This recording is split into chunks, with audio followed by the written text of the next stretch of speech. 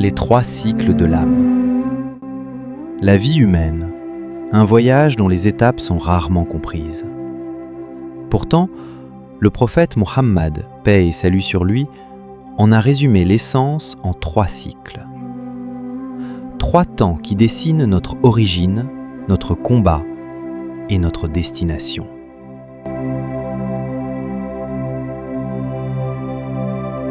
Chapitre 1. Les 3 cycles de l'existence. Le premier cycle commence à la naissance. L'enfant vient au monde démuni de tout, incapable de se lever, de se nourrir, de se protéger. Sans le soutien d'Allah, l'homme ne serait même pas capable de se mouvoir. Ce n'est pas un défaut, mais un rappel. Nous n'avons rien apporté. Le second cycle est celui de la maturité, l'âge où l'on croit tout maîtriser. Pourtant, le prophète nous avertit. Celui qui ignore que ce monde est une épreuve, un adversaire à surmonter, est dans l'erreur. Car ici, 2 issues seulement. Si le monde te domine, tu es ruiné. Si tu le domines, tu t'élèves. Le troisième cycle, c'est la tombe, le barzakh, ce monde intermédiaire entre la mort et la résurrection. Là, tu n'emportes rien de matériel, pas même tes bonnes œuvres, car elles t'y ont précédé. Un sage a résumé ainsi. À la naissance, l'homme vient sans rien. Durant sa vie, il gère des biens et vit en famille. Puis, au tombeau, il ne lui reste que son linceul. Alors, que faut-il emporter ? Ce viatique, c'est l'obéissance à Allah et le détournement de ce qu'il a interdit. Car toute organisation divine poursuit une sagesse. Chapitre 2. Pourquoi sommes-nous sur Terre ? Beaucoup pensent que notre venue sur Terre est une punition liée à la faute de Hawa, Ève. Mais la réalité est bien plus profonde. Elle remonte à avant Adam, paix sur lui. Dans le monde des âmes, Alam al-Arwah, Allah a interrogé chaque âme. Alastu bi rabbikum ? Ne suis-je pas votre Seigneur ? Et toutes ont répondu Bala, mais si, nous en témoignons. C'est cet engagement originel qui est mis à l'épreuve ici-bas. Non plus dans l'invisible, mais dans le monde concret. Les âmes ont donc été envoyées sur terre par groupes, rattachées à différents prophètes. Adam, Shif, Nuh, Moussa, Issa et enfin Muhammad, sur eux tous la paix. Chaque groupe est éprouvé par sa fidélité au message de son prophète. Et la communauté de Muhammad, paix et salut sur lui, ne fait pas exception. Chapitre 3. Le sceau des prophètes et ses héritiers. Dieu dit dans le Coran : Muhammad n'a jamais été le père de l'un de vos hommes, mais il est le messager d'Allah et le sceau des prophètes. Ainsi, plus aucun prophète ne viendra après lui. Pourtant, le message divin ne s'interrompt pas. Il se prolonge par les Awliya, les amis d'Allah, guides spirituels et missionnaires de la lumière prophétique. Le prophète a enseigné que sa communauté serait éprouvée, après lui, à travers sa relation avec ses héritiers.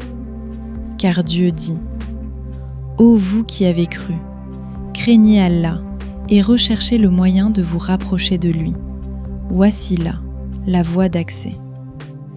Prétendre qu'on peut se passer de guide est une grave erreur. Sans lui, la vie spirituelle devient confuse. Le véritable guide n'est pas celui qu'on désigne par passion, mais celui à qui Allah a confié sa parole. Comme le prophète, il ne parle pas sous l'effet de la passion. Ce n'est rien qu'une révélation inspirée.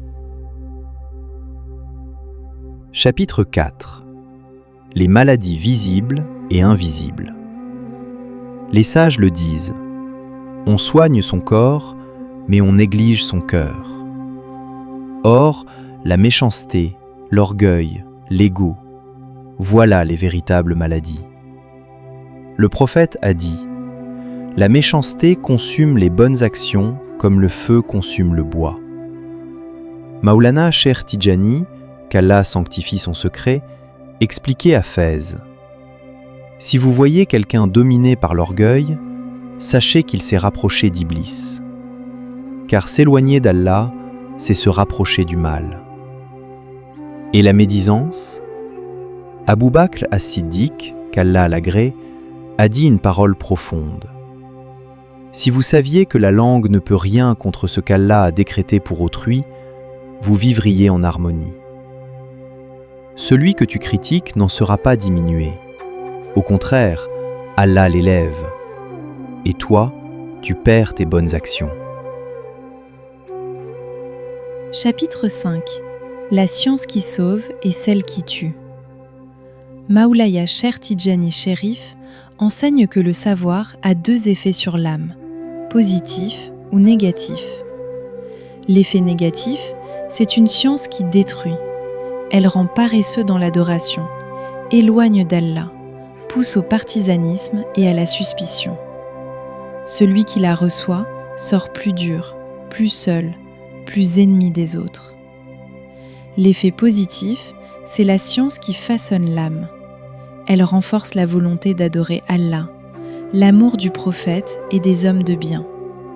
Elle vient de celui qui te motive, qui t'encourage, qui éclaire sans brûler.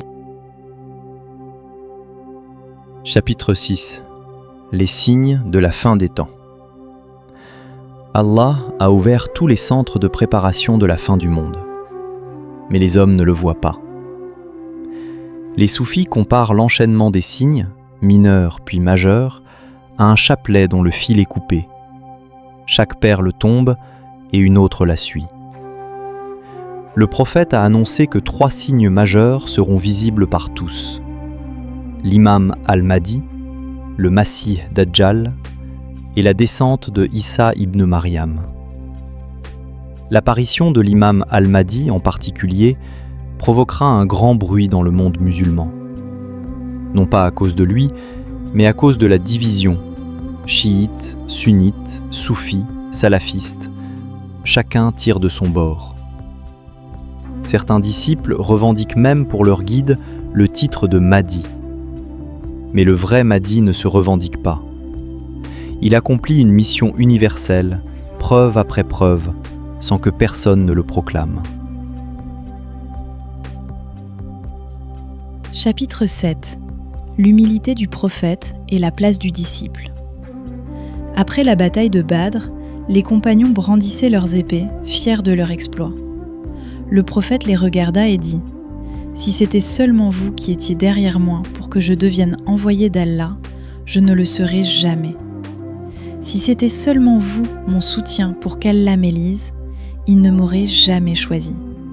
C'est Allah qui a fait de moi son prophète et vous a choisi comme compagnon. » Il leur enseignait ainsi « Votre amour ne peut m'attribuer un grade que le Seigneur ne m'a pas donné. » Maulaya Cheikh Ahmad Tidjani commente « À ce moment, tout grade qu'il pensait lui attribuer, le prophète en détenait un bien plus haut.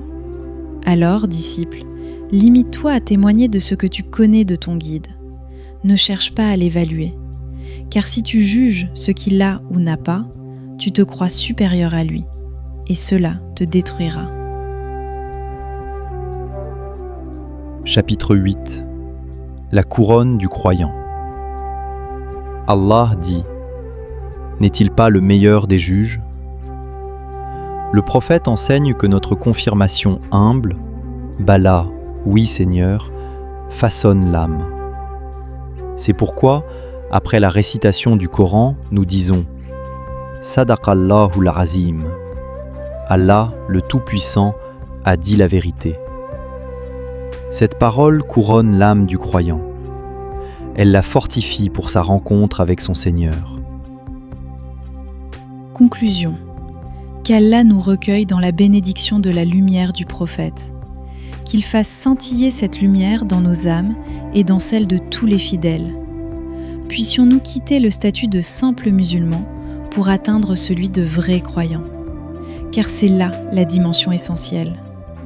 Par la bénédiction du prophète Mohammed, paix et salut sur lui, Assalamu alaikum wa rahmatullahi ta'ala wa barakatuhu.